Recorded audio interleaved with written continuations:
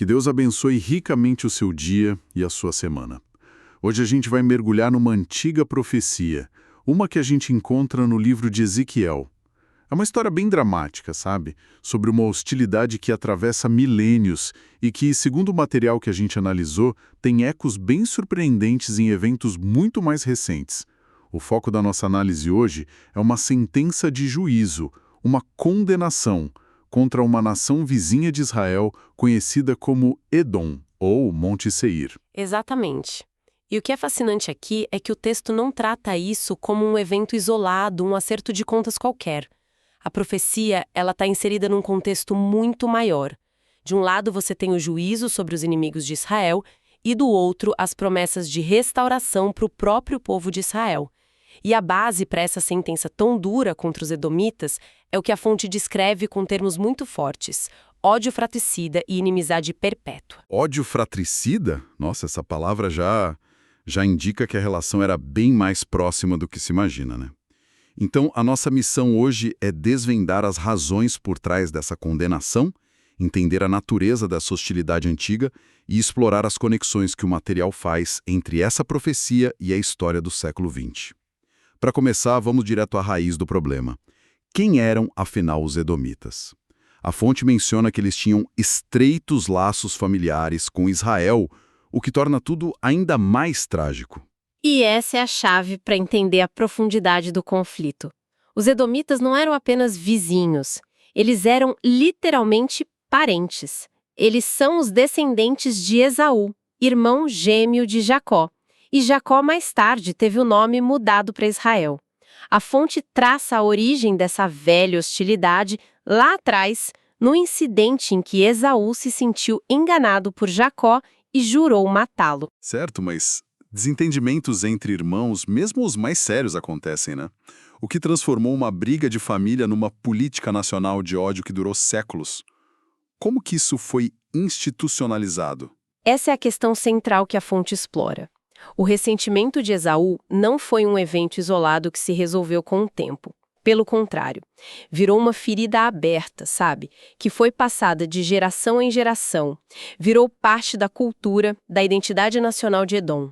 Nossa! Deixou de ser sobre Esaú e Jacó e passou a ser sobre nós, os edomitas, contra eles, os israelitas. Virou uma herança de amargura. Uma herança, que palavra forte. Então, quando o profeta Ezequiel fala sobre isso, ele não está se referindo a uma disputa recente por território ou recursos. Não, de forma alguma. Ele está tocando em algo muito mais antigo e profundo. A profecia descreve isso como uma inimizade perpétua. Isso indica que, da perspectiva divina, esse ódio se tornou uma característica definidora de Edom. Não era uma simples rivalidade geopolítica, sabe? Era uma questão de identidade. Certo. Então essa hostilidade antiga é o pano de fundo. Mas a profecia, ela não fica só nas generalidades. Ela detalha acusações específicas. Quais foram exatamente os pecados de Edom que, segundo o texto, justificaram uma sentença tão severa de eterna devastação? Olha, a fonte apresenta uma lista bem clara, quase como um processo. O primeiro ponto é justamente esse ódio e vingança. E não era só um sentimento passivo, eles agiram motivados por esse ódio. A profecia diz que eles entregaram os filhos de Israel à morte, no tempo da calamidade. E o que seria esse tempo da calamidade? O contexto histórico aponta para a queda de Jerusalém para os babilônios. Foi um momento de maior vulnerabilidade de Israel.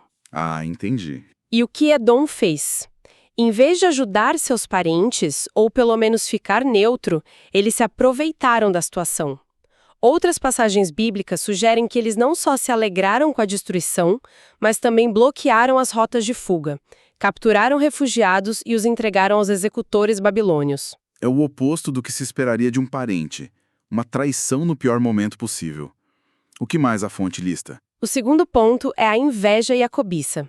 A profecia cita os edomitas dizendo: "Estas duas nações e povos serão nossos e nos apossaremos deles."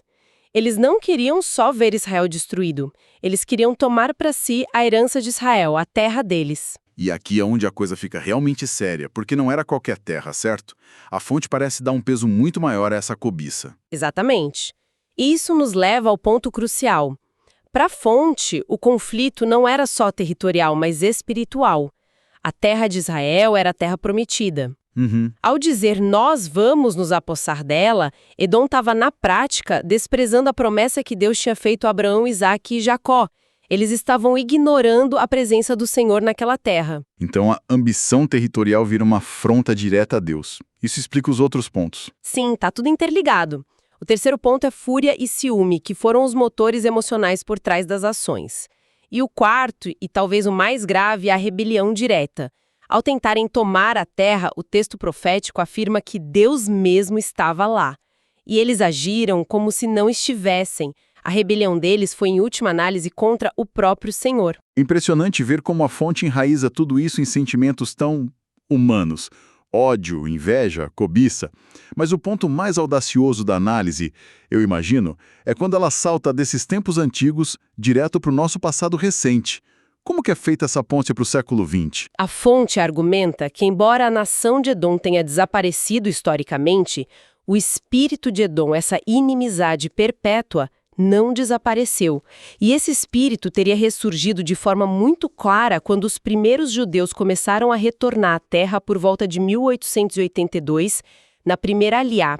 A oposição árabe que eles enfrentaram é vista, no material, não como um novo conflito, mas como a reativação daquela animosidade ancestral. Então, segundo essa interpretação, o conflito moderno não teria surgido de questões puramente políticas ou nacionalistas do século XIX, mas seria a continuação de algo muito, muito mais antigo. Essa é exatamente a tese. E ela se intensificou, segundo a análise, com a divisão britânica da Palestina em 1921. Os britânicos receberam um mandato sobre a região, né? E aí tomaram uma decisão crucial: dividiram o território. A parte a leste do Rio Jordão virou a Transjordânia, que hoje é a Jordânia, e a fonte destaca um detalhe: nesse vasto território foi explicitamente proibido que qualquer judeu se estabelecesse. A fonte também aponta para uma figura específica e muito influente nesse período, que personificaria esse ódio. Sim, e é uma figura central para a gente entender a escalada do conflito. Haj Amin al-Hussein, o grão-mufti de Jerusalém. O texto descreve ele como a encarnação moderna desse ódio ancestral. Ele não era apenas um opositor político. A fonte o retrata como alguém com um ódio profundo pelos judeus, que se tornou um aliado de Hitler na Palestina. Essa é uma conexão muito forte e sombria. O que a fonte diz sobre essa aliança? O material detalha que não foi uma aliança passiva. O Hussein viajou para a Alemanha, encontrou-se com Hitler e fez lobby ativamente para que a solução final fosse estendida também ao Oriente Médio. Ele usou transmissões de rádio para incitar a violência, pedindo aos árabes que matassem os judeus onde quer que os encontrassem. O que a fonte argumenta, então, é que o mesmo espírito genocida da Europa encontrou um canal poderoso na liderança árabe da Palestina. É terrível. E como a fonte conecta isso com a profecia de Ezequiel sobre o tempo da calamidade? A conexão é direta. A Shoah, o Holocausto, é vista como o cumprimento moderno do tempo da calamidade e do castigo final, um período em que os judeus não tinham para onde fugir. Certo. E, enquanto o genocídio acontecia na Europa, as portas da Palestina foram fechadas para muitos deles e logo depois, em 1948, quando o Estado de Israel foi declarado, a Jordânia e seus aliados atacaram imediatamente. E essa guerra de 1948 é vista, então, como o clímax dessa hostilidade? Sim. A Jordânia conquistou a Cisjordânia, a cidade velha de Jerusalém. A fonte descreve essa ação como movida por um ardente ódio e, no entanto, contra todas as probabilidades, o recém-nascido Estado de Israel sobreviveu. E a análise descreve essa vitória não como uma mera proeza militar, mas como um milagre e uma demonstração da presença especial de Deus para a proteção da nação, cumprindo o outro lado das profecias, o da restauração. Então, o que tudo isso significa no quadro geral? Vimos as raízes antigas, as acusações proféticas e essas conexões com a história moderna. Mas o material que a gente analisou indica que o cumprimento total da profecia contra Edom ainda está no futuro. O que ainda precisaria acontecer? O texto afirma que, embora muitos aspectos já sejam visíveis, O juízo final e completo sobre aquela região ainda é futuro. Acontecerá, segundo a fonte, na época da volta do Messias como o juiz do mundo. E a profecia é muito gráfica, descreve que a terra de Edom se tornará um deserto arrasado, um lugar de horror, um testemunho permanente. E para quem ouve isso hoje, qual é a aplicação prática? Não é só um relato histórico, né? A fonte parece querer extrair uma lição pessoal disso tudo. Exatamente. A aplicação é um alerta muito íntimo e pessoal. O exemplo de Edom serve como um espelho e uma advertência. A mensagem é: não devemos abrigar ódio contra um irmão, não devemos ter ciúme de suas bênçãos e, principalmente, jamais nos aproveitar dos momentos de fraqueza dele. São os pecados que levaram Edom à ruína. Ou seja, a história de uma nação inteira se torna um estudo de caso sobre a condição do coração humano. Esse exatamente. A fonte sugere um momento de introspecção. Ao refletir sobre o juízo severo sobre Edom, isso deve reforçar nossa vigilância, para não permitir que sementes desses mesmos sentimentos, ressentimento, inveja, amargura, criem raízes no nosso próprio coração. E essa autoanálise, segundo a fonte, também tem uma dimensão mais ampla. É um convite para se afastar do que o texto descreve como o ódio a Israel tão difundido na política mundial e buscar se alinhar com o que seria a vontade de Deus. É uma escolha, no fim das contas, né? Fizemos uma jornada em tanto hoje, de uma antiga profecia de juízo no livro de Ezequiel, passando pelas raízes de um ódio familiar e vendo como essa animosidade ecoou em momentos trágicos da história moderna. E tudo isso culmina num alerta, né? Para uma autoanálise profunda. Isso levanta uma questão importante para a gente refletir.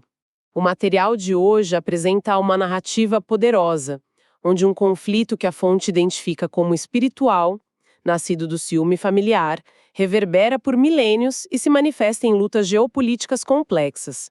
A reflexão que fica é: até que ponto as disputas, os preconceitos e os ódios que a gente vê no mundo hoje, e talvez até nas nossas próprias vidas, podem ter raízes espirituais e históricas muito mais profundas do que a gente imagina? Que Deus abençoe todos os ouvintes.